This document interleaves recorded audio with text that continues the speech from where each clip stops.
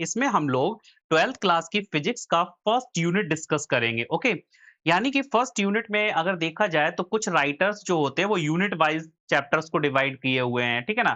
तो जिसमें first unit है अगर फिजिक्स में देखा जाए तो वो इलेक्ट्रोस्टैटिक है, ठीक है ना। क्या है? इलेक्ट्रोस्टैटिक है। और अगर एनसीईआरटी को देखा जाए तो उसमें उन्होंने ना फर्स्ट चैप्टर ही बना लिया और उसका नेम दिया है उन्होंने क्या? इलेक्ट्रिक चार्ज एंड फील्ड, ठीक है ना। तो कुछ राइटर्स क्या करते हैं अपनी यूनिट के अंदर जो चैप्टर्स बनाते हैं वो इलेक्ट्रिक चार्ज एंड फील्ड या चार्ज एंड फील्ड को अलग-अलग करके बना लेते हैं, ठीक है? उसके बाद पोटेंशियल, गॉस लॉ ऐसे करके बनाते हैं। तो चैप्टर पे आप न मत जाइएगा, आप केवल ये देखना कि आपके टॉपिक क्लियर हो रहे हैं उसी सीक्वेंस में या नहीं, और जो सीक्वेंस हम बताएँगे ना वो सीक्वेंस अच्छा ही होगा, ठीक है ना? तो चलिएगा हम लोग हेडिंग डाल देते हैं यहाँ पर। आपका फर्स्ट चैप्टर होगा इलेक्ट्रिक चार्ज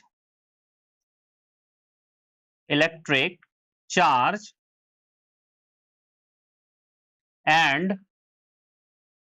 फील्ड, ठीक है ना? Electric charge and field. इसमें सबसे इंपॉर्टेंट बात है चार्ज को डिस्कस करना। ओके, चार्ज क्या होता है पहले हम लोग इसी को जान लेते हैं। होता क्या है? इलेक्ट्रिकली अगर देखा जाए तो नेचर में जो बॉडी है वो इलेक्ट्रिकली न्यूट्रल होती हैं। क्यों न्यूट्रल होती हैं आप सबको पता है। हम लोग चार्ज यहाँ पर हेडिंग डाल दे रहे हैं। देखिएगा मैं पॉइंट को ना 1 2 3 करके ऐसे डिस्कस करूंगा, कितने नंबर ऑफ पॉइंट्स हो जाएंगे, ठीक है ना। और आगे चल के ना फिर मैं अच्छे से हेडिंग बनाता चला जाऊंगा। तो चलिएगा मैं पहली हेडिंग जो बनाऊंगा वो एक पॉइंट होगी अपनी। हैशटैग अगर फर्स्ट ले लूं तो वो दे ले रहा हूं क्या? Electric charge. Okay, electric charge. अब इलेक्ट्रिक चार्ज को डिस्कस करेंगे। सबसे पहली बात, इलेक्ट्रिक चार्ज जो होता है वो किसी भी बॉडी की इलेक्ट्रिक प्रॉपर्टी ही तो है। इलेक्ट्रिक चार्ज है क्या? एक प्रॉपर्टी है, ठीक है। और कैसी प्रॉपर्टी है वो भी बताएंगे। लेकिन अगर देखा जाए यूनिवर्स में जो बॉडी है वो इलेक्ट्रिकली न्यूट्रल होती है। क्यों? क्योंकि वो स्टेबल है और उसमें अगर न्यूक्लियस की बात की जाए तो उसमें जितना प्रोटॉन होता है उसके एटम के न्यूक्लियस के सराउंडिंग में किसी एटम में उतना ही इलेक्ट्रॉन होता है, ठीक है ना। तो इलेक्ट्रॉन और प्रोटॉन के नंबर से ही तो बनता है चार्ज, क्योंकि जो फंडामेंटल पार्टिकल होता है चार्ज का वो क्या होता है? आपका इलेक्ट्रॉन और प्रोटॉन, ठीक है ना। तो अगर देखा जाए इलेक्ट्रिक चार्ज को ना दो पार्ट में डिवाइड किया गया है। कितने पार्ट में? दो पार्ट में।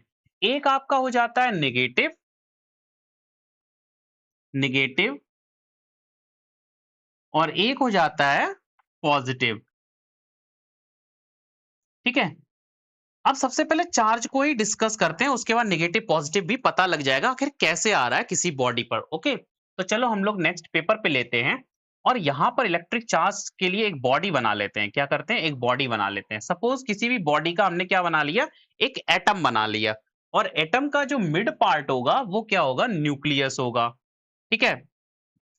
सपोज किसी एटम का जो न्यूक्लियस है उसके अंदर 5 प्रोटॉन्स हैं। कितने प्रोटॉन है? 5 प्रोटॉन। और आपको पता है प्रोटॉन पर जो चार्ज होता है वो कैसा होता है? पॉजिटिव चार्ज होता है, ठीक है ना। ओके, ये माइक जरा थोड़ा सा सरक रहा है, इसको सही से रखेंगे। और ये जो 5 प्रोटॉन होते हैं और इसके सराउंडिंग में अगर देखा जाए तो कितने इलेक्ट्रॉन है? सपोज 5 ही इलेक्ट्रॉन है, ठीक है। इनको जरा दूर दूर कर लो तभी सही लगेगा। 1 2 3 4 5, ठीक है। सराउंडिंग में 5 इलेक्ट्रॉन्स हैं और न्यूक्लियस के अंदर 5 प्रोटॉन्स हैं, ठीक है। प्रोटॉन पर पॉजिटिव चार्ज होता है। अगर देखा जाए प्रोटॉन पर जो चार्ज होता है वो कितना होता है? 1.6 into 10 to the power minus 19। और इलेक्ट्रॉन पर जो चार्ज होता है वो माइनस का 1.6 into 10 to the power minus 19 coulomb, ठीक है। जो चार्ज की यूनिट होती है वो क्या होती है? कूलॉम होती है। 5 प्रोटॉन न्यूक्लियस में और 5 इलेक्ट्रॉन सराउंडिंग में, तो देखा गया कि ये चीज ना इलेक्ट्रिकली न्यूट्रल हो गई, क्योंकि 5 प्लस और 5 माइनस आपके कैंसिल आउट हो गए। अब क्या होता है अगर मुझे ये बॉडी पॉजिटिव चार्ज करनी है तब क्या करना होगा? ये सोचना पड़ता है। पॉजिटिव चार्ज करने के लिए वही प्रोटॉन्स का नंबर बढ़ा दो। तब आप क्या करोगे? किसी दूसरी बॉडी से क्या प्रोटॉन लेके आओगे? क्या प्रोटॉन लेके आओगे? ये पॉसिबल है? अगर सपोज लेके भी आ गए तो इसमें इंसर्ट नहीं करा पाओगे। रीजन क्या है इंसर्ट ना करा पाने का? क्योंकि प्रोटॉन जो है वो आपके न्यूक्लियस पर पहुंचाने पड़ेंगे और न्यूक्लियस पर पहुंचाने के लिए उसके सराउंडिंग में एक इलेक्ट्रॉन की शील्डिंग मिलेगी। और अगर फॉर एग्जांपल न्यूक्लियस में पहुंचा भी दिया तो न्यूक्लियस ही डिस्ट्रॉय हो जाएगा, अनस्टेबल हो जाएगा।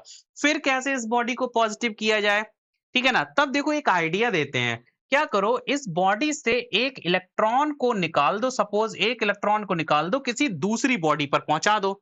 अब क्या होगा, जब इस बॉडी से इलेक्ट्रॉन सपोज़ ये निकल जाएगा, अब इस बॉडी पे देखा गया तो कितने प्रोटॉन रह गए? कितने प्रोटॉन रह गए? 5 प्रोटॉन ही है। लेकिन इलेक्ट्रॉन कितने हो गए? 1, 2, 3, 4 4 इलेक्ट्रॉन हो गए। यानी कि अगर देखा जाए 4 इलेक्ट्रॉन हो गए, ये माइनस का कर दो। कितने हो गए?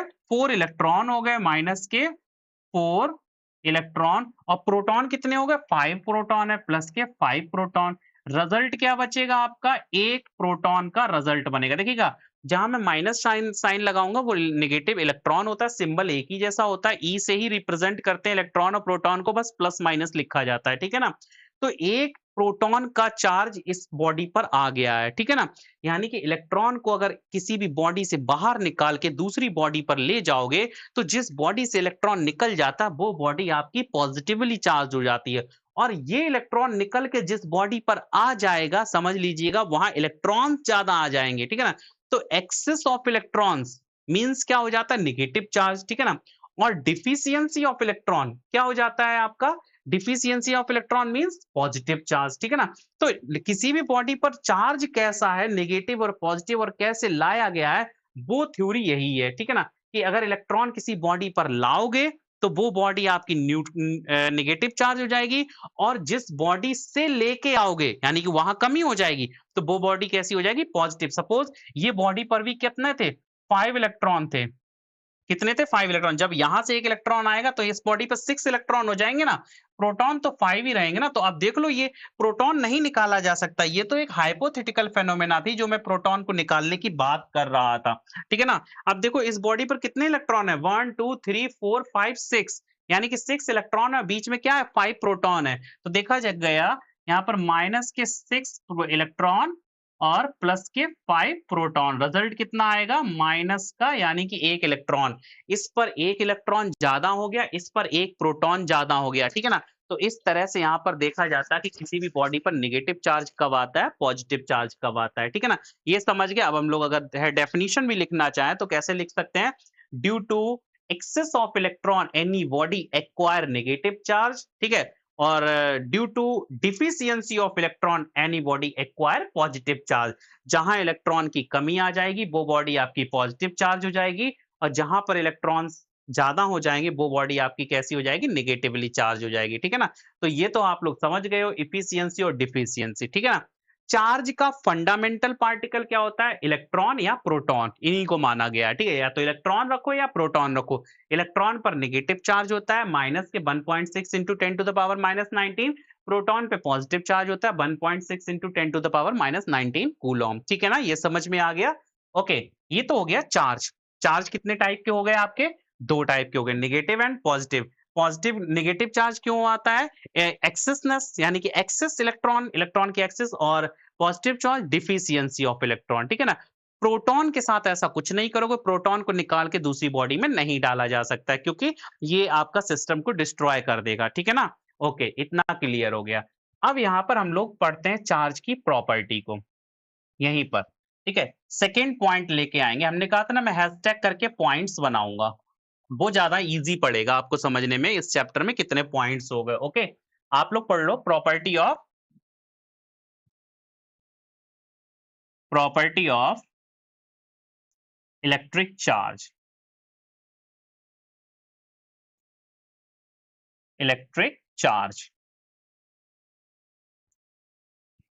देखिएगा, प्रॉपर्टी में क्या लिखेंगे?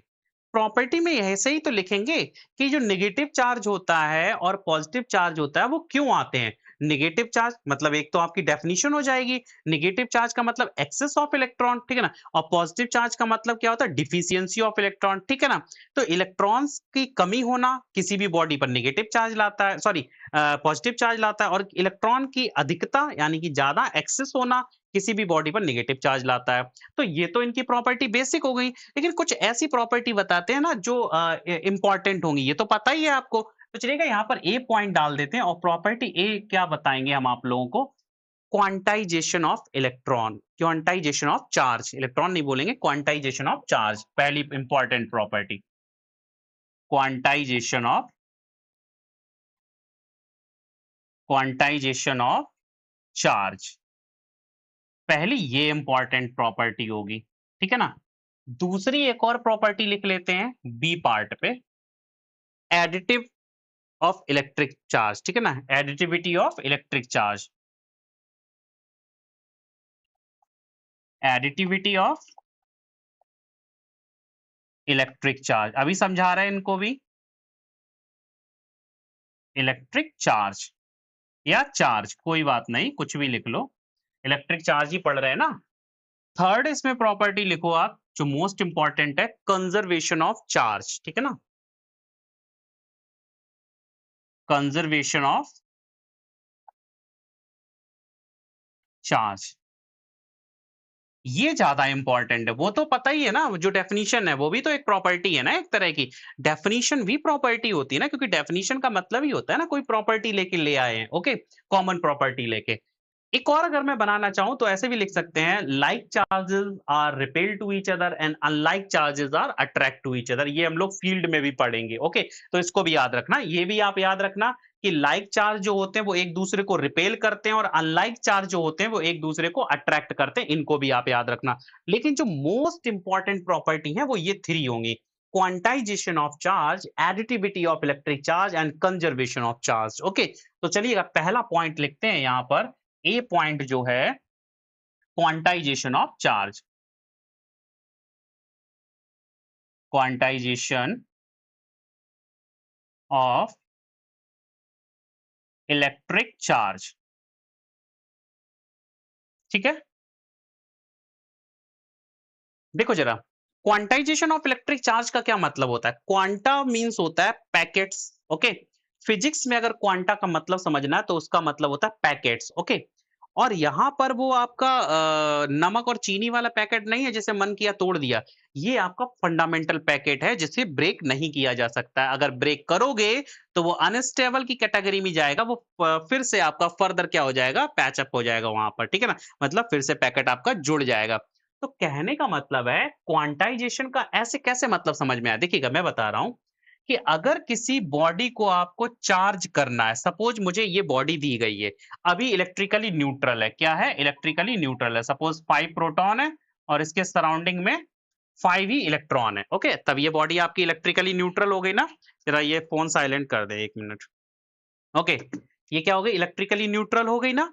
अब क्या करेंगे, इसको मुझे सपोज निगेटिव चार्ज करना है, तो मैंने क्या किया, कहीं से मैं चार्ज लेके आया, और चार्ज कैसे लाएंगे, इलेक्ट्रॉन के थ्रू लेके आएंगे ना। तो नेगेटिव चार्ज का मतलब होता है, सपोज मैं इस पर ना 4 इलेक्ट्रॉन लेके आया, ठीक है। जैसे ही मैं 4 इलेक्ट्रॉन लेके आऊंगा, तब ये बॉडी आपकी क्या हो जाएगी, इलेक्ट्रिकली न्यूट्रल हो जाएगी।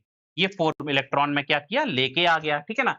तो ये बॉडी आपकी इलेक्ट्रिकली न्यूट्रल हो गई, कितने से ही हो गई, जितने लेके आए थे, यानी कि इस पर चार्ज कितना आ गया, 4 इलेक्ट्रॉन के बराबर, ओके। अगर मैं आपसे कहूं कि मैं यहाँ पर 4 इलेक्ट्रॉन ना लाकर 4.5 इलेक्ट्रॉन लेके आऊं, ठीक है, मतलब 4.5 इलेक्ट्रॉन लेके आऊं, तब ये कहानी पॉसिबल नहीं होगी। इसी बात को ही हम लोग क्वांटाइजेशन प्रॉपर्टी कहते हैं, कि जो इलेक्ट्रॉन आएंगे किसी बॉडी पर, वो जो चार्ज आएगा किसी भी बॉडी पर, वो इंटीजर मल्टीपल ऑफ इलेक्ट्रॉन आएगा। मतलब क्वांटाइजेशन का मतलब होता है कि इलेक्ट्रॉन एक फंडामेंटल पैकेट है जिसको ब्रेक नहीं किया जा सकता है, इसीलिए वो क्वांटाइजेशन प्रॉपर्टी को फॉलो करेगा, क्योंकि इलेक्ट्रॉन जो आएगा वो फिक्स एक नंबर में आएगा। कौन सा नंबर फिक्स का मतलब, यहाँ पर इंटीजर नंबर में आएगा, 1 2 3 4 5 6 7 8 9 10 एंड सो ऑन, ठीक है ना। ऐसा नहीं हो सकता कि 4.5 इलेक्ट्रॉन आ गए, 5.5 इलेक्ट्रॉन आ गए, या 1/2 इलेक्ट्रॉन दे दिया, ठीक है ना, ये पॉसिबल नहीं है। इसी वजह से कहा गया क्वांटाइजेशन प्रॉपर्टी को चार्ज फॉलो करता है, क्योंकि चार्ज जब भी आएगा तो पैकेट्स के फॉर्म में आएगा, और वो क्वांटम पैकेट जो होंगे वो इलेक्ट्रॉन के होंगे, क्योंकि इलेक्ट्रॉन को ब्रेक नहीं किया जा सकता है, ओके। अगर ब्रेक करोगे भी तो आपको क्वार्क वगैरह मिलता भी है ना, तो वो अनस्टेबल कंडीशन में हो जाता है, ठीक है ना। तो ये भी आपको समझ में आ गया, क्वांटाइजेशन, जो भी इलेक्ट्रॉन आए वो कैसे आए, पैकेट्स के फॉर्म में आए। अच्छा, यहाँ पर एक क्वेश्चन को क्रिएट करते हैं, ठीक है ना, एक सिचुएशन क्रिएट करते हैं, वहां से भी डेटा क्लियर हो जाएगा। कैसे, सपोज एक ये बॉडी थी, दो बॉडी थी, ठीक है, और दो ही क्लास में क्या थे, स्टूडेंट थे। कंडीशन को समझना, दो ही क्या थे, स्टूडेंट थे। एक ये रहा और एक हमने ये बना दिया, ठीक है? 2 स्टूडेंट दिए। ये ए बॉडी थी और ये बी थी, ठीक है? ऐसे इनके स्टूडेंट के भी नाम होंगे। इन दोनों से बोला गया ये बॉडी को चार्ज किया गया है, इनको ना मेज़रमेंट करो कि कितना-कितना चार्ज आया है, या कहने का मतलब है ये बताओ कि इन बॉडी पर कितना-कितना चार्ज है। हमने इसको चार्ज करके दे दिया, ठीक है? तो जब इसने मेज़रमेंट किया तो इसने बताया कि सर हाँ, मैंने तो मेज़रमेंट कर लिया कितना चार्ज आया, तो इससे पूछा गया तो इसने बताया कि इस बॉडी पर 3.2 into 10 to the power -19 coulomb charge है। कितना चार्ज है? -19 कूलम्ब। किसने बताया? इसने बताया। ठीक है ना? ये वाली जो डेटा दिया वो इसने दिया। ओके, एक और इंसान थे, यही जो बैठे हैं साहब, इनसे भी पूछा गया कि भाई बी बॉडी पे बताओ कितना चार्ज रहा होगा? मेज़रमेंट करके दिखाओ। तो इन्होंने क्या किया? इन्होंने मेज़रमेंट किया और बताया सर इस पे ना 2.8 into 10 to the power -19 coulomb positive का ही चार्ज है। सपोज़ पॉज़िटिव करके दिया था मैंने, ओके। अब इसमें से ये देखा गया जब मुझे ये टारगेट मिला, सपोज़ एज़ अ टीचर मैं जब पता करने गया कि इनमें से कौन स्टूडेंट राइट है, ओके, ये राइट है या ये राइट है या दोनों ही राइट हैं, ठीक है ना? तब अगर मैंने इनको देखा तो पहली प्रॉपर्टी मैं देखूँगा क्या इन्होंने चार्ज की प्रॉपर्टी को फ़ॉलो किया है? ज़रा देख लो, 3.2 का मतलब हो गया कि इस पर कितने इलेक्ट्रॉन आए होंगे? 2 इलेक्ट्रॉन, क्यों? क्योंकि भाई अगर 2 इलेक्ट्रॉन आए होंगे, तभी तो ये चार्ज हो जाएगा 3.2 into 10 to the power -19। 2 electron आने का मतलब 2 इलेक्ट्रॉन गए होंगे क्योंकि पॉज़िटिव चार्ज है ना, तो यहाँ पर एरो का साइन सही बना लो। इस बॉडी से 2 ही इलेक्ट्रॉन तो गए होंगे ना, तभी तो ऐसी कंडीशन बनी। कितने इलेक्ट्रॉन निकल के गए हों क्योंकि पॉज़िटिव चार्ज है ना, नेगेटिव नहीं है। 2 इलेक्ट्रॉन निकल गए होंगे, तभी इस पर चार्ज कितना आया 3.2 इंटू 10 टू द पावर -19, क्यों? क्योंकि 2 प्रोटॉन्स ज़्यादा हो गए ना, और 1 प्रोटॉन पर चार्ज कितना होता है 1.6 इंटू 10 टू द पावर -19। जब हम लोग 1.6 यानी कि 2 into 1.6 into 10 to the power -19 करेंगे तभी तो रिज़ल्ट आएगा। ठीक है? 16 टू ज़ा 32 यानी कि पॉइंट लगा दोगे। तो यानी कि इसने तो क्वांटाइज़ेशन फ़ॉलो किया, लेकिन इसको देखो ज़रा, इन्हों को देखो ज़रा, बी में से अगर 1 इलेक्ट्रॉन निकला होता या तब इस पर चार्ज कितना आता 1.6 into 10 to the power -19, okay? और अगर 2 इलेक्ट्रॉन निकले होते सपोज़, तब तो इतना ही चार्ज आता 3.2 इंटू 10 टू द पावर -19। लेकिन ये 2.8 क्या है? इसका मतलब है 1 तो निकल गया पूरा का पूरा, और दूसरा जो चार्ज निकला वो पूरा ना निकला, आधा इसी में रह गया, थोड़ा-सा निकल गया, तभी तो आया 2.8। यानी कि ये वाला इंसान जो इसने स्टूडेंट ने बी बॉडी को बताया था मेज़रमेंट करके, वो उसने गलत अपनी कॉन्सेप्ट दिया है, ठीक है ना? 2.8 नहीं पॉसिबल है। यही तो थ्योरी आपकी क्वांटाइजेशन है ना, ये मैंने समझाने का एक आपको आइडिया दिया है कि अगर बॉडी पर 2 इलेक्ट्रॉन निकलेंगे तो 3.2 into 10 to the power -19 coulomb charge आएगा। 1 इलेक्ट्रॉन निकलेगा तब तो इतना आएगा, 2 निकलने से तो इतना आएगा। तो 2.8 इन दोनों के बीच की इंटरमीडिएट कंडीशन कैसे बन जाएगी? ऐसे थोड़ी बन जाएगी कि भाई आधा इलेक्ट्रॉन और करके निकाल दिया, यानी कि ये पॉसिबल नहीं है। तो ये इसने गलत कॉन्सेप्ट या गलत आपने मेज़रमेंट किया और इसने सही मेज़रमेंट किया, ठीक है ना? तो ये आपका राइट था क्योंकि क्वांटाइजेशन प्रॉपर्टी फ़ॉलो कर रहा था, इसने तो फ़ॉलो ही नहीं किया, तो मेज़रमेंट करने की ज़रूरत ही नहीं है, ओके? तो ये आप लोग समझ गए ना क्वांटाइजेशन क्या होता है पूरी तरह से, क्योंकि जो चार्ज होगा वो इंटीजर मल्टीपल ऑफ इलेक्ट्रॉन होगा। तब अगर मैं आपसे बात करूँ किसी भी बॉडी से n नंबर ऑफ इलेक्ट्रॉन का ट्रांजिशन हुआ है, तब उस पर चार्ज कितना आएगा? तो यानी कि यहाँ पर एक फ़ॉर्मूला बन जाएगा Q equal to the plus minus n e coulomb, इतना चार्ज आएगा उस पर, ठीक है ना? कितना चार्ज आएगा? एन ई कूलॉम, ये कूलॉम बच्चे यहाँ पर, ठीक है? यूनिट है, okay? Q equals to the plus minus N E. Transition का मतलब या तो इलेक्ट्रॉन आए होंगे n, या n नंबर ऑफ इलेक्ट्रॉन गए होंगे। अगर आए होंगे तो नेगेटिव और अगर गए होंगे तो पॉजिटिव, ठीक है ना? इसको समझ लीजिएगा। ओके? क्वांटाइजेशन हो गया। अब नेक्स्ट प्रॉपर्टी जो B थी उसको लिखते हैं additivity, B property. B property थी आपकी एडिटिविटी, ठीक है? एडिटिविटी का मतलब क्या होता है? देखिएगा, सपोज़ ये कोई बॉडी है, बहुत आराम से समझ लो, कोई दिक्कत नहीं है, बस स्टार्टिंग है ना आज से, तो बहुत प्यार से समझ लो इसको। 1 मिनट ज़रा माइक सही कर लें, ये माइक ज़रा सरक जाता है ना। एडिटिविटी, देखो ज़रा, यहाँ पर क्या है? एडिटिविटी को समझना है या एडिशन से ही मतलब है, ठीक है?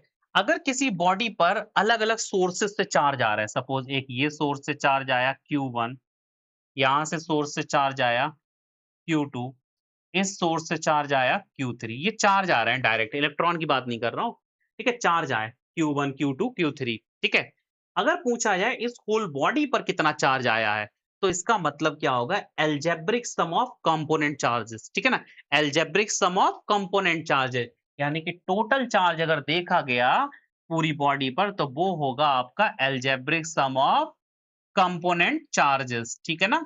ये होगा, यही मतलब होता है एडिटिविटी। अलग-अलग सोर्सेस से अगर किसी एक बॉडी पर चार्ज आ रहे हैं, तो उस पूरी बॉडी पर जो चार्ज होगा, वो जो सोर्सेस से चार्ज आए थे, यानी कि जो कंपोनेंट चार्ज थे, उनका अलजेब्रिक सम। अब अलजेब्रिक सम का मतलब क्या है? मैं एक और कॉन्सेप्ट यहीं पर ऐड कर रहा हूँ।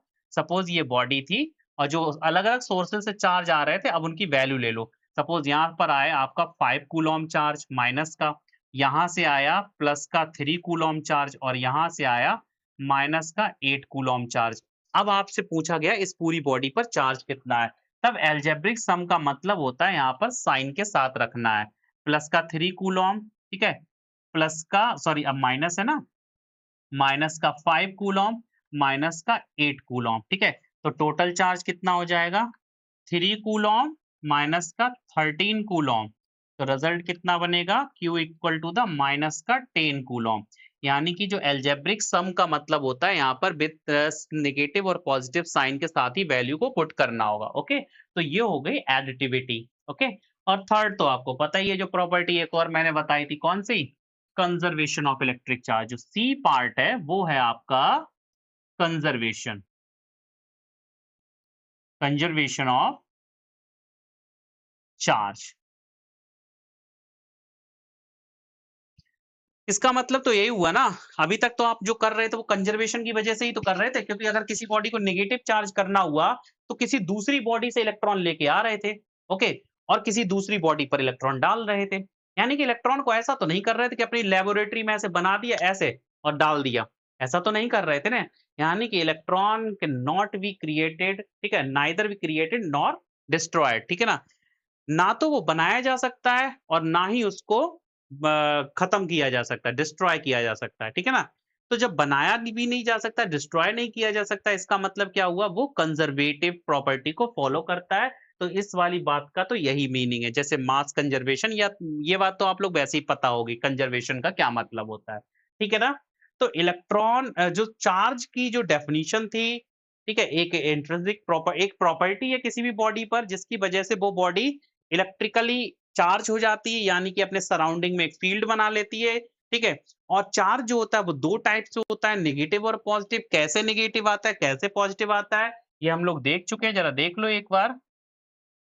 ये हम लोगों ने देखा था यहाँ पर, ये देखो ज़रा, ठीक है? नेगेटिव और पॉजिटिव, यहाँ पर तो क्वांटाइजेशन प्रॉपर्टी चल रही है, यहाँ पर देख लो।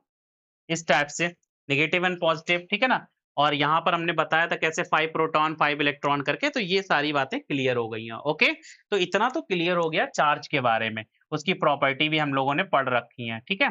अब हम लोग बात करेंगे कुछ नई। नई का मतलब है यहाँ पर अब लोग चार्जिंग प्रोसेस पढ़ेंगे। ओके, चार्जिंग कैसे कैसे प्रोसेस होगी, प्रोसेस चार्जिंग की क्या हो सकती है? एक तो किसी बॉडी को डायरेक्ट ऐसे टच करके चार्ज किया जा सकता है बाई कंडक्शन, और एक होता है बिना टच किए भी चार्ज होती है बॉडी। यहाँ से कुछ कॉन्सेप्ट निकल के आएगा ना, क्योंकि बिना टच करके अगर कोई दूसरी बॉडी चार्ज हो रही है, इसका मतलब एक चार्ज बॉडी के सराउंडिंग में कोई फील्ड है, तभी तो ऐसा हो रहा है ना। तो चलिएगा यहाँ पर चार्जिंग प्रोसेस डाल देते हैं। नेक्स्ट पॉइंट जो थर्ड पॉइंट होगा, थर्ड है या फोर्थ है, कोई भी हो सकता है। Charging of a body, charging of a body, ठीक है? अच्छा एक काम करते हैं, इसको हैशटैग कर ले रहे, ठीक है? शायद थर्ड ही तो पॉइंट होगा, देख लेते हैं। ये वाला जो प्रॉपर्टी बताई थी, ये कौन-सा पॉइंट था? 1 सेकंड, ए और हाँ, सेकंड था, थर्ड पॉइंट होगा, ठीक है?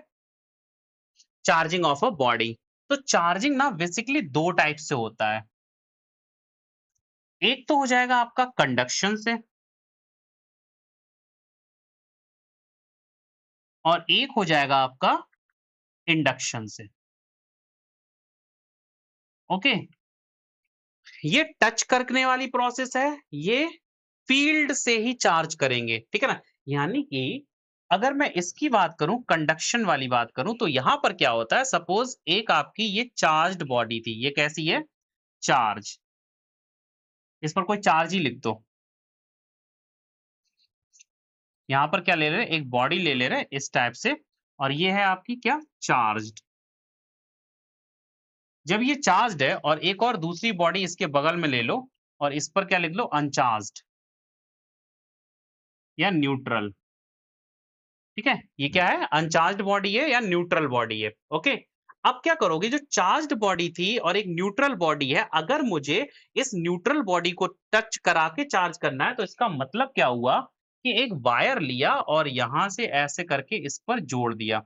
आप क्या देखोगे, ये बॉडी भी चार्ज हो जाएगी। कितने से चार्ज होगी वो डिपेंड करती है इस बॉडी की कैपेसिटी पर, ठीक है ना। तो इसी बात को हम लोग समझ लेते हैं। सपोज ये कोई बॉडी थी, बड़ी सी बॉडी ले लो और सिमिलर बॉडी यहां भी ले लो। ओके, और इस बॉडी पर जो चार्ज था वो क्यू था। अब क्या करोगे, वो बॉडी आपकी न्यूट्रल थी, उस पर कोई चार्ज नहीं है। तब आप क्या करोगे, एक वायर लो और इसको क्या कर लो, ऐसे करके टच करा दो, मतलब फिक्स कर दो, कांटेक्ट में कर लो। तब ये जो बी बॉडी है इस पर भी कुछ चार्ज आ जाएगा। अब कितना चार्ज आएगा, क्या क्यू से क्या पूरा चला आएगा? अगर ये दोनों ही बॉडी सिमिलर हैं, एक जैसी प्रॉपर्टी पर हैं, एक जैसी नेचर है और एक जैसा स्ट्रक्चर है, तब क्या होगा, यहाँ पर जो चार्ज आएगा Q/2 और यहाँ भी रह जाएगा Q/2, ठीक है ना? जो टोटल चार्ज Q था वो हाफ-हाफ डिवाइड हो जाएगा, अगर चार्ज की बॉडी जो है ना दोनों ही सिमिलर है तब। और नहीं सिमिलर है तब आपको इसकी कैपेसिटी पता होनी चाहिए, वो देगा न्यूमेरिकल में, ठीक है ना? तो ये तो कंडीशन हो गई यहाँ पर चार्जिंग वाया कंडक्शन, यानी कि कंडक्शन जब भी पढ़ना हो तो यहाँ पर कुछ कंडक्ट कराना पड़ेगा। यहाँ देखो मैंने वायर से जोड़ दिया, ये क्या है आपका, वायर, कंडक्टिंग वायर ली, ठीक है ना? ये हो गया ना कंडक्शन। अब हम लोग इंडक्शन की बात करते हैं, यहाँ पर इंडक्शन डाल दे रहे हैं। क्या है इंडक्शन, ठीक है। इंडक्शन में क्या होता है, सपोज ये कोई बॉडी है जो आपकी चार्ज है, कितना चार्ज है, इस पर पॉजिटिव चार्ज है। ओके, एक और बॉडी है जो अभी दूर है। अब उसको दूर से हम लोग इसके जैसे ही पास लाएंगे, तो सपोज हम यहाँ पर ले आए, ठीक है, और इस पर जब पॉजिटिव चार्ज दिखा दो पूरी बॉडी पर, दिखा दो तभी समझ में आएगा इंडक्शन वाला। ठीक है, ये बॉडी आपकी ऑलरेडी चार्ज है और ये बॉडी आपकी अनचार्ज्ड वाली है, यानी कि न्यूट्रल है। जैसे ही इस चार्ज्ड बॉडी को अनचार्ज्ड बॉडी के कुछ पास लेके आओगे बहुत ही कम डिस्टेंस पर, तब क्या देखोगे, ड्यू टू इंडक्शन जो अनचार्ज यानी कि जो न्यूट्रल बॉडी थी उस पर यहाँ पर due to induction negative charge आ जाएगा। ओके, और इसके दूसरे साइड में यहाँ पर पॉजिटिव चार्ज दिखने को मिल जाएगा, ठीक है ना? यानी कि इधर साइड में पॉजिटिव इकट्ठा चार्ज हो जाएगा, इधर नेगेटिव। तो इसका मतलब हो गया, अगर मैं इस बॉडी को देखूंगा तो यहाँ पर आपका नेगेटिव चार्ज आ जाएगा, ये होगा ड्यू टू इंडक्शन। बिना टच किए, बिना कांटेक्ट किए या बिना कंडक्शन से या बिना किसी कंडक्टिंग वायर को जोड़े अगर आपको बॉडी चार्ज करनी है तो वो गोया इंडक्शन मेथड है। पास ले जाओ, ऐसा हो क्यों रहा है, क्योंकि इस बॉडी के सराउंडिंग में फील्ड हैं और वो फील्ड भी हम लोग इसी चैप्टर में डिस्कस करने वाले हैं, ठीक है ना? तो वो तो पता है ना, इलेक्ट्रिक फील्ड है। ओके, अब उसको मैं जब फील्ड आएँगी ना तो वहाँ बताता रहूँगा। तो इंडक्शन प्रोसेस का मतलब ही है, ये तभी पॉसिबल है जब इस बॉडी के सराउंडिंग में कुछ फील्ड है। ओके, तो ये बात हो गई आपकी क्या, इंडक्शन मेथड, ठीक है ना? और इससे पहले जो था वो आपका कौन-सा था, कंडक्शन मेथड था। ठीक है ना? तो आपने इतना तो जान लिया है कि इंडक्शन, कंडक्शन ये क्या होते हैं, ठीक है ना? अब हम लोग बात करते हैं सीधा कूलॉम्स लॉ पर। क्यों? क्योंकि आपने देखा कि जब एक बॉडी यहाँ पर रखी थी, इसके पास में जब दूसरी बॉडी प्रैक्टिकल करने के लिए लेके आए, तो ये दोनों बॉडी चार्ज हो गई थी, यानी कि फ़ील्ड है यहाँ पर। और ये देखा गया जब किसी चार्ज्ड बॉडी के सराउंडिंग में जो फ़ील्ड होती है, उस फ़ील्ड में कोई दूसरी चार्ज बॉडी लेके जाओगे, तो वो एक फ़ोर्स का एक्सपीरियंस करती है। और यही फोर्स आपका कूलॉम्स फोर्स बोला जाता है या कूलॉम्बियन फोर्स बोला जाता है, ठीक है ना? और इसी लॉ को हम लोग कूलॉम्स लॉ कहते हैं, ठीक है ना? तो चलिएगा कूलॉम्स लॉ को एक्सप्लेन करते हैं। फोर्थ पॉइंट होगा आपका, हैशटैग फोर्थ होगा point Coulomb's law, Coulomb's law. इसमें क्या देखा गया, ये जो लॉ है, ये 2 पॉइंट चार्जेस के बीच का है। यानी कि जब हम लोग कोई 2 पॉइंट चार्जेस, जैसे एक ये हो गया और एक पॉइंट चार्ज यहाँ पर, सपोज़ अभी एक ही रखो, एक पॉइंट चार्ज Q लिया, ठीक है? और इस पॉइंट चार्ज के सराउंडिंग में कोई दूसरा चार्ज लेके आए और कहाँ से लेके आए? इन्फिनिटी से, मतलब एक ऐसी जगह से जहाँ पर इसकी पहले से कोई फील्ड नहीं है, ओके? बहुत दूर से। तो लेके आए, सपोज़ यहाँ पर ले आए ये Q नॉट। Q नॉट एक टेस्ट चार्ज है, मैं बता दे रहा हूँ, जितना भी फॉर्मूला बनाऊँगा, जो भी लैब में एक्सपेरिमेंट करता हूँ, वो एक बहुत ही स्मॉल अमाउंट का चार्ज Q नॉट से किया जाता है, ओके? और उसी को हम लोग यहाँ पर एक्सपेरिमेंटल चार्ज मतलब एक्सपेरिमेंटल के लिए यूज़ करने वाला चार्ज बोल सकते हैं, ओके? जब ये एक दूसरे की डिस्टेंस r पर होते हैं, तब क्या देखा गया? इनके बीच में फोर्स ऑफ इंटरेक्शन देखा गया, ठीक है? और ये भी देखा गया, अगर लाइक चार्जेस है तो आप रिपेल देखोगे, रिपल्सन देखोगे, और अनलाइक चार्जेस होते तो आप अट्रैक्शन देखोगे। तो कूलॉम साहब ने जो फोर्स यहाँ पर देखा, उसको मेज़रमेंट भी किया, और मेज़रमेंट करके इन्होंने बताया फोर्स बिटवीन देम, यानी कि force between two charge particle is directly proportional to the product of charges या magnitude of the charges and inversely proportional to the square of distance between them।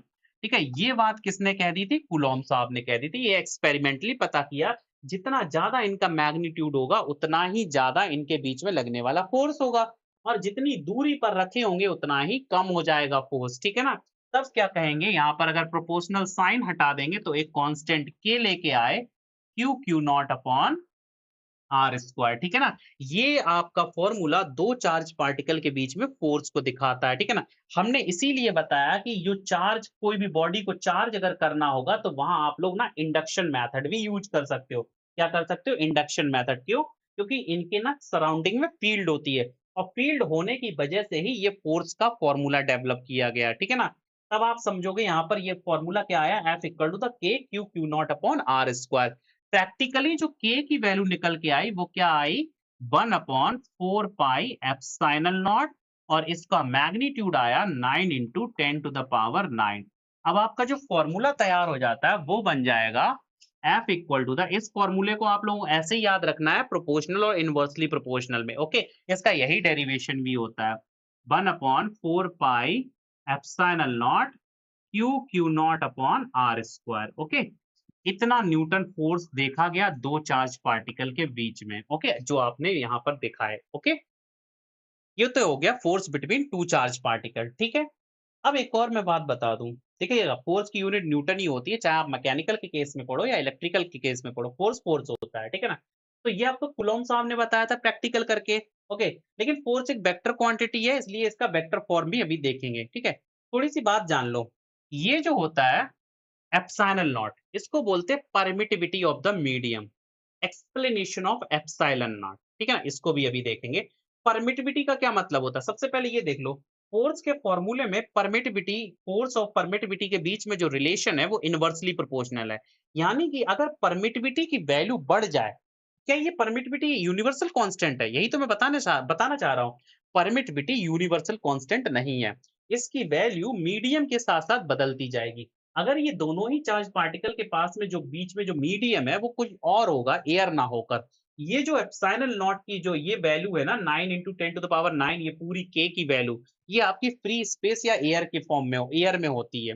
लेकिन अगर इन दोनों ही charge particle को पानी के अंदर ऐसे डिप करके रखा गया, या सपोज किसी ऑयल के अंदर डिप करके रखा गया, ठीक है, या कोई और बॉडी है इनके बीच में, ऐसी कंडीशन में एप्सिलॉन नॉट की वैल्यू चेंज हो जाती है, वहां पर मीडियम का डाइलेक्ट्रिक आ जाता है, क्योंकि बीच में जो भी फिल किया जाएगा वो एक आपका इंसुलेटर होगा, और इंसुलेटर का एक डाइलेक्ट्रिक कांस्टेंट होता है। वही डाइलेक्ट्रिक कांस्टेंट आपको परमिटिविटी को एक्सप्लेन करता है, ठीक है ना? परमिटिविटी का क्या मतलब होता है? परमिशन या अलाउ करना। अब हम लोग इसको ना थोड़े से शब्दों में समझ लो, कैसे? आसान शब्दों में, सपोज ये जो बोर्ड है, ये एक दीवार है, या बोर्ड आपका सॉलिड है, यहाँ पर, यहाँ से कोई बॉडी क्रॉस नहीं कर सकती। अब खुद देखो, जब इस बॉडी को, यानी कि जो ये बोर्ड है, इसको अगर कोई बॉडी क्रॉस नहीं कर सकती है, तो ये बॉडी पर अगर कोई दूसरी बॉडी ऐसे आके टकराएगी, तो बोर्ड उस बॉडी पर फोर्स इंपोज कर देगा, या ये बॉडी उस पर फोर्स लगा देगी। सीधी सी बात है, जैसे ये मार्कर है, मार्कर ना होके रॉकेट होता और ऐसे आके इस पे टकराएगा, तो क्या होगा? ये तो डिस्ट्रॉय हो जाएगा, बोर्ड भी डिस्ट्रॉय हो जाएगा। लेकिन अगर यहाँ पर ये दीवार ना होकर, ये बोर्ड ना होकर, यहाँ पर फॉग होता है या मिस्ट होती, दिखाई तो देता है एक दीवार है, तब ये मार्कर ऐसे आता, वो फॉग को क्रॉस करके वो चला जाता, मिस्ट होता या धुआं होता तो वो इसको क्रॉस करके चला जाता है। यानी कि जो धुआं का मतलब क्या हो गया, परमिटिविटी ज्यादा है, यानी कि परमिशन उसने ज्यादा दे दी निकलने के लिए। जब अगर ये दीवार ना होकर धुआं होता या मिस्ट होता, तो मिस्ट इस मार्कर को परमिशन देता कि भाई निकल जाओ, यानी कि क्योंकि हमारे मीडियम की परमिटिविटी ज्यादा है। मीडियम की परमिटिविटी का ज्यादा होना, फोर्स का कम लगना, सीधी सी बात है। अगर ये दीवार है, दीवार की परमिटिविटी तो जीरो मतलब ना के बराबर, ठीक है ना, बहुत कम है। तो जब दीवार की परमिटिविटी है ही नहीं, तो अगर ये मार्कर इस पे जाएगा तो इस पे हिट कर जाएगा और इस पर लगेगा एक फोर्स, यानी कि परमिटिविटी का कम होना फोर्स का ज्यादा होना शो कराता है। यही होता है परमिटिविटी का मतलब। परमिटिविटी का मतलब होता है टू अलाउ, परमिशन देना। अगर परमिटिविटी कम है तो फोर्स आपका बहुत ज्यादा लगेगा, जैसे कि दीवार की परमिटिविटी बहुत कम होती है। और अगर यहाँ पर मिस्ट है तो उसकी परमिटिविटी बहुत ज्यादा होती है, तो फोर्स आपका कम लगेगा। यानी कि यहाँ पर आपको पता है फोर्स जो है वो इनवर्सली प्रोपोर्शनल है एप्सिलॉन नॉट यानी कि परमिटिविटी के, ठीक है ना।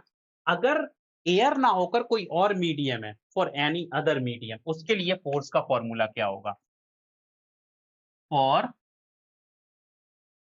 Other medium, other medium force कितना होगा, F equal to the 1/4 pi epsilon naught, एक कांस्टेंट आ जाएगा के वो वाला के नहीं है, ठीक है। आप चाहो तो एप्सिलॉन और आर कर लो, क्या कर लो, एप्सिलॉन आर, ठीक है ना, ये आपका डाइलेक्ट्रिक कांस्टेंट होगा, into q not upon are square, where epsilon not epsilon r equal to the epsilon, ऐसे करके लिख लो, okay. Epsilon r means relative permittivity of the medium, ठीक है। तो एफ हो जाएगा यहाँ पर, एफ इक्वल टू द, एक और फॉर्मूला यहाँ पर सही से लिख लो, 1/4 pi epsilon Q not upon are square, ठीक है ना। ठीक है, समझ गए ना। अगर कोई मीडियम आपका एयर ना होकर कोई दूसरा मीडियम हुआ, तब के केस में क्या करोगे, ठीक है ना। तो यहाँ पर आपको डाइलेक्ट्रिक्स दिया जाएगा, के से भी रिप्रेजेंट कर सकते हो डाइलेक्ट्रिक को, एप्सिलॉन आर से भी रिप्रेजेंट करोगे, ठीक है ना। वो रिलेटिव परमिटिविटी होती है, ठीक है, इतना तो तैयार हो गया आपको। ओके, तो मीडियम की परमिटिविटी से भी मतलब समझ गए, परमिटिविटी ज्यादा मतलब फोर्स कम, परमिटिविटी कम मतलब फोर्स ज्यादा, ठीक है ना। टू अलाउ, परमिटिविटी का मतलब टू अलाउ, अलाउ करना ना करना उसके ऊपर है, ठीक है। उसके बाद एक और यहाँ पर फंडामेंटल देख लेते हैं। आपका कूलॉम्स लॉ का इस फॉर्म में तो पूछने से रहा एग्जामिनर, वो ना कैसे पूछता है, उसको पूछने का जो तरीका होता है वो होता है इसका कहने का मतलब वेक्टर रिप्रेजेंटेशन। तो इसका नेक्स्ट पॉइंट 4 पॉइंट होगा, जो फोर्थ हेडिंग होगी उसको हम लोग लिख देते हैं vector form of Coulomb's law, Coulomb's law, vector form of Coulomb's law. इसका क्या मतलब होता है, देखिएगा कूलॉम्स लॉ तो वही है, 1/4 pi epsilon naught Q not upon are square. लेकिन वेक्टर फॉर्म का मतलब होता है कि कूलॉम्स लॉ में जो फोर्स है वो एक वेक्टर क्वांटिटी है, और वेक्टर क्वांटिटी को कैसे रिप्रेजेंट करेंगे आप, यही मतलब हुआ। तो इसके लिए ना आपको एक अच्छा खासा कोऑर्डिनेट सिस्टम बनाना पड़ेगा इस टाइप से, ठीक है, जिसमें एक होगी ये बाई एक्सिस, ये होगी एक्स एक्सिस, ठीक है ना। एक एक्स एक्सिस होगी, एक आपकी बाई एक्सिस होगी, ये आपका ओरिजिन होगा। अब जो दो चार्ज आपने इससे पहले वाले केस में ऐसे ही रख दिए थे ना फ्री स्पेस में, उन दोनों ही चार्जेस को यहाँ पर रखना पड़ेगा। तो चलो रख लो, कोई दिक्कत नहीं है, हमसे जैसा बोला जाएगा वैसा करेंगे।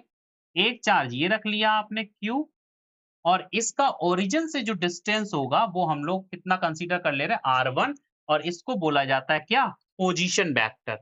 और दूसरा चार्ज है सपोज ये, यहाँ पर ये है क्यू नॉट, यही तो लाए थे, और इसकी भी जो ओरिजिन से डिस्टेंस होगी उसको बोला जाएगा R2, और इसको भी बोलते हैं हम लोग क्या, पोजीशन वेक्टर। एक ही साइन लगाओ एरो का, ठीक है, इसको बोलते हैं position vector.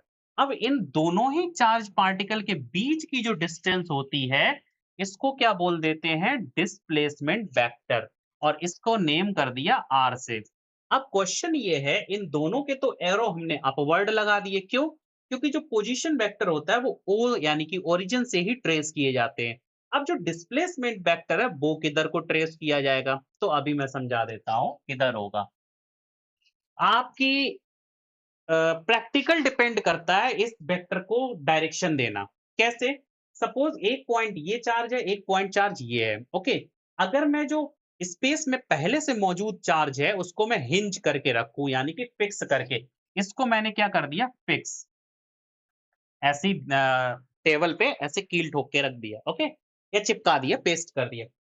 Q not charge ही तो इन्फिनिटी से लेके आए थे इसके पास, ठीक है ना? तभी तो फोर्स एक्सपीरियंस किया था क्यू नॉट ने। क्यू नॉट ही तो फोर्स एक्सपीरियंस कर रहा है ना।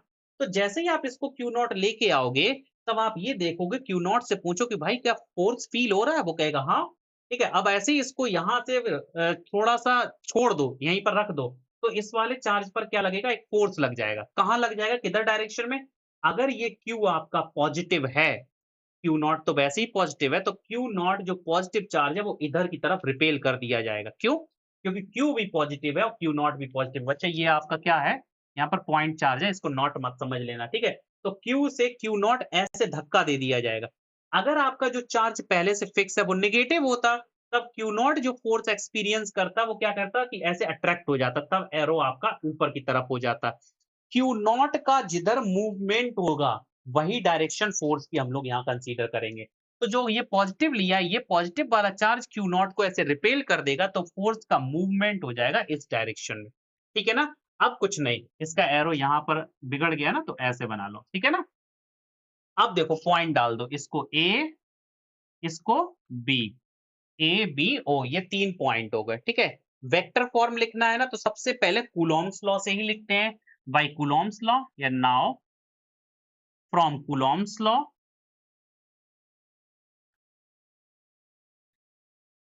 From Coulomb's law. चलिएगा कूलॉम्स लॉ से लिखते हैं। क्या है Coulomb's law? F equal to the 1 upon 4 pi epsilon naught Q Q not upon are square. क्यों? क्योंकि भाई इनके बीच की डिस्टेंस आर ही तो है। आर अगर दिख रही हो तो ठीक है, नहीं तो मैं बता रहा हूँ यहाँ पर आर है, ठीक है ना? क्योंकि ये मार्कर जो लिया है ना, ये थोड़ा सा डार्क कलर हो गया, तो हो सकता है ना दिखे, ठीक है? अब ये तो नॉर्मल थ्योरी थी, लेकिन वेक्टर फॉर्म क्या कहता है? इस साइड तो वेक्टर लगा दो, चल जाएगा। अब यहाँ क्या करोगे? यहाँ फोर्स की डायरेक्शन दोगे। ये मैग्नीट्यूड तो हो गया, लेकिन डायरेक्शन को यहाँ डॉट करना पड़ेगा। अब डायरेक्शन किधर हो गई? आर डायरेक्शन, आर इधर ही तो डायरेक्शन बनाएंगे ना, तो जो डायरेक्शन होगी वो होगी आपकी आर कैप। बट 11th में तो आप अच्छे से पढ़े हो, जो यूनिट वेक्टर होता है आर कैप, उसको लिखा जा सकता है vector R upon mod R. ऐसे ही तो लिखते हो ना, इसको भी लिख डालो। तो एफ वेक्टर अब यहाँ पर आ जाएगा 1 upon 4 pi epsilon naught Q Q not upon are square. एक और बात लिखो यहाँ पर डॉट करके कॉमा, आर स्क्वायर को क्या लिख सकते हो? मॉड ऑफ आर का होल स्क्वायर। जरा देखना यहाँ पर, आर का किसी भी क्वांटिटी का डायरेक्ट स्क्वायर कर लो या उसका मैग्नीट्यूड लेके स्क्वायर कर लो, बात तो एक ही होगी, दोनों ही क्वांटिटी पॉजिटिव आएंगी ना। तो जो ये आर स्क्वायर था ना, इसकी जगह मॉड ऑफ आर स्क्वायर लिख दे रहे, ओके? यहाँ क्या लिख दे रहे? Mod of R square dot, ये जो आर कैप था इसकी ये वैल्यू रही, R vector upon mod of R, ठीक है ना? अब क्या करना है? कुछ नहीं करना है, इसको जरा समेट लो, मॉड ऑफ आर स्क्वायर और मॉड ऑफ आर, इसका क्या हो जाएगा यहाँ पर? आर क्यूब हो जाएगा ना। तो नेक्स्ट पेज पे चलते हैं। A vector is equals to the 1 upon 4 pi epsilon naught q q naught upon mod of r का होल क्यूब। बच्चे यहाँ भी वेक्टर ही होता है, ओके? पीछे लगा लो वेक्टर, यहाँ भी ये वेक्टर ही होता है, मॉड लिया जाएगा, वेक्टर का ही तो लिया जाता है, ठीक है?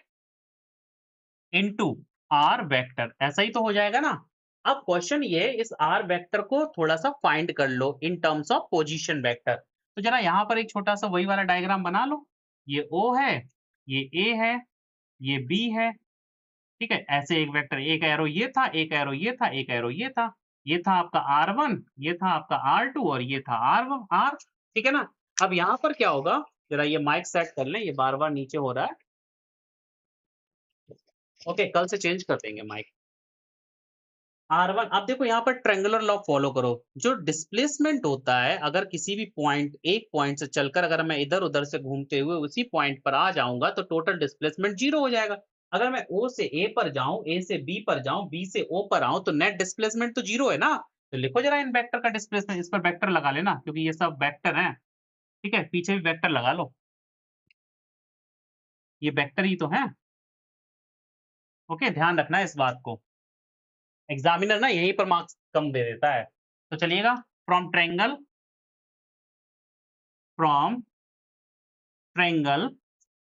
ओ ए बी। ठीक है, ओ ए बी से जरा देखो, टोटल डिस्प्लेसमेंट देखो, ओ से ए यानी कि ओ ए वेक्टर, प्लस ए से बी पर जाओगे तो A B vector, plus B से ओ पर आओगे तो बी ओ वेक्टर।